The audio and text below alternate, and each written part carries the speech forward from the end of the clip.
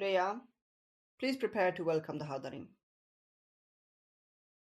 Mother gave me a stern look, and I swallowed a sigh and nodded.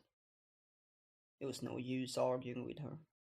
She would only get angry, and maybe I wouldn't be allowed to come with her when she greeted them. I turned and walked out of the room, taking the door leading to the stairs.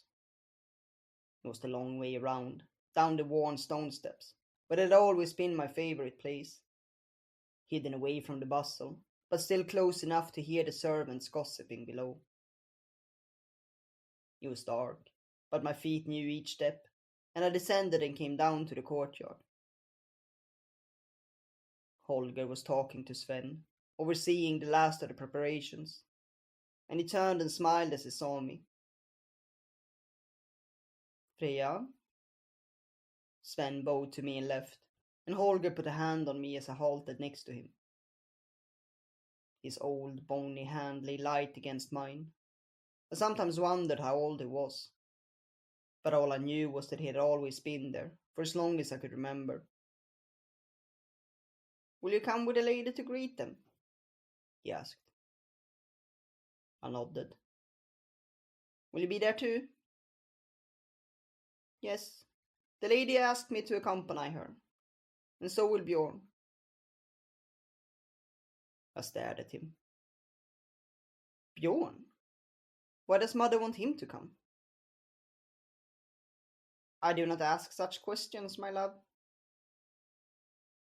I knew I couldn't either, but I wondered what she had in mind. He was the fiercest warrior and bigger than a horse, and she had never asked him to accompany her for such a simple task as greeting the traders. But maybe the war had simply taken a toll on her mind, and she was seeing ghosts where there was none. I followed as Holger hobbled over to the stables, leaned over, and peered into the stalls. It had been a year since the traders' last visit, and I couldn't wait to see what they brought this time. Mother used to show me all their goods, pointing out where they had come from. But all of that changed when my brother and father died.